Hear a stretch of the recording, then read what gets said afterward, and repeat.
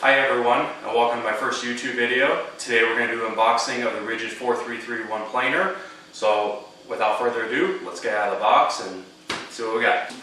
So this box definitely has some weight to it, so bear with me.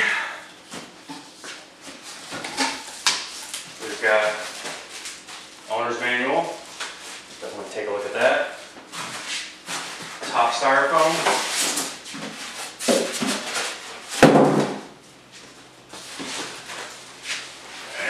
Planer itself.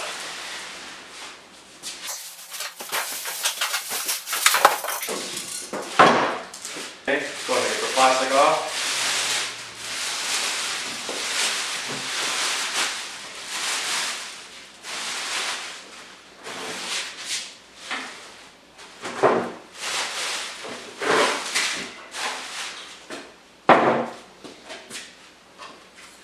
So this is the planer.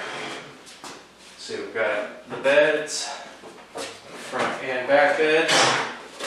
Let's turn it around so you can see it.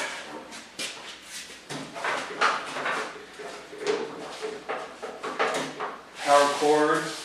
Looks like it's wrapped up inside.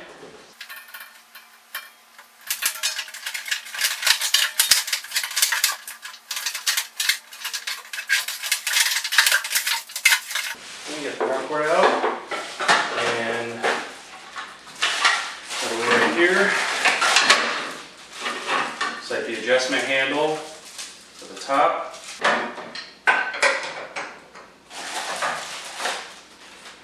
And dust collector port.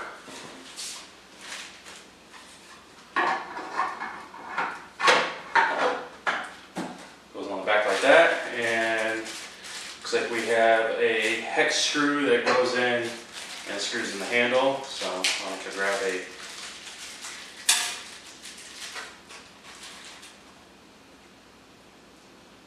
bit and go ahead and get that screwed in.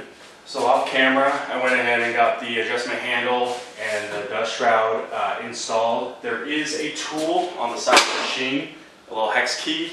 It does not fit the adjustment handle, so you'll need a different size Allen key for that. However, it does fit the dust shroud. There is a little bolt right here that allows it to screw in so it's firmly attached to the unit itself.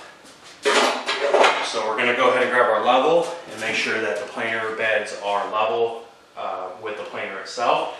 I only have a 2-foot level, so if we run it right here, it's level on that side. So that bed is level. Let's go ahead and bring it to the other side.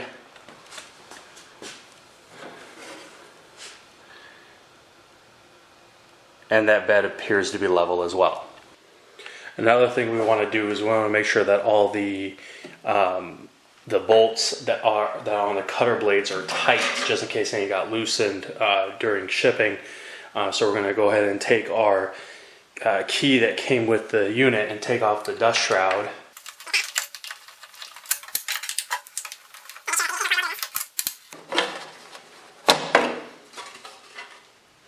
First thing we want to do is we want to make sure that the blades are actually locked so they don't move on us.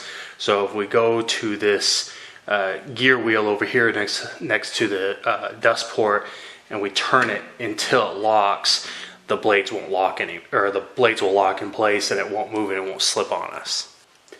Then we can go ahead and go through our tool and check that, make sure that each one of these nuts are tightened.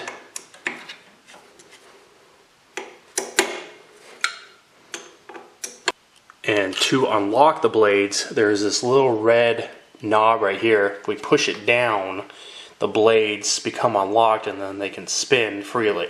So we'll go ahead and spin it to the other side, make it locked back in place, and then we'll go ahead and tighten those up just like we did the first time. And there are actually a grand total of 3 of these rows that hold the blades into place. So we already went through and tightened all 3. Something very, very important to note is that before you put the dust shroud back on, you need to unlock the blades. If you try to turn it back on, the blades are still locked in place, so they won't spin freely when you turn on the machine. So just push down on the little knob, the red knob, and just give it a little bit of a spin so that way they are free. and then you're good to put the dust shroud back on. So another nice feature is this indicator cut right here. There's actually a little ball bearing underneath that when you lower the cutter head on top of the piece, it will move and it will tell you how much material you're actually going to cut off. The only downside is instead of it going all the way across, it's just in one particular spot. So if we put our test piece underneath it and lower the cutter head,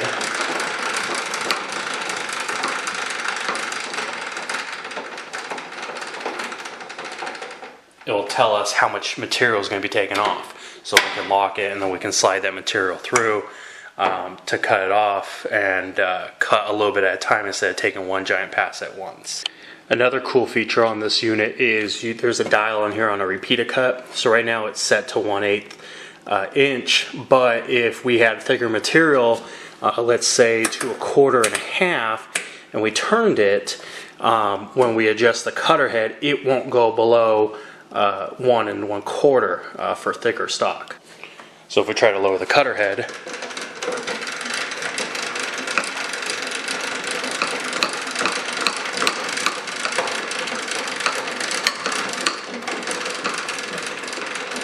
it stops at 1 1/4. There's a lot of tension. You don't want to force it anymore. Okay, now that the beds are level, I think we're time to do a test cut. There's a lock on the front of this. If you pull it up, it allows you to adjust the handle a little bit easier going up and down.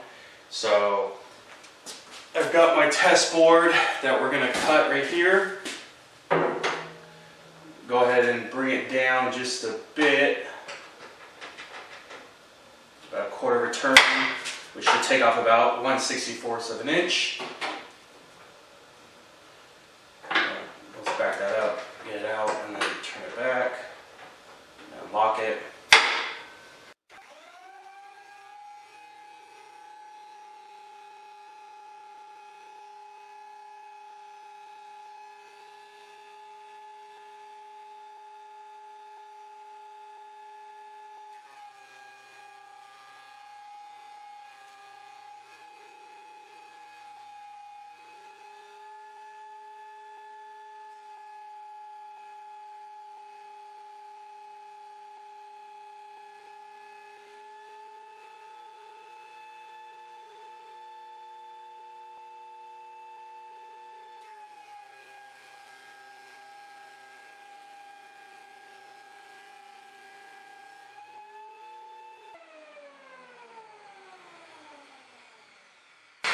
Well, now we got the board perfectly planed.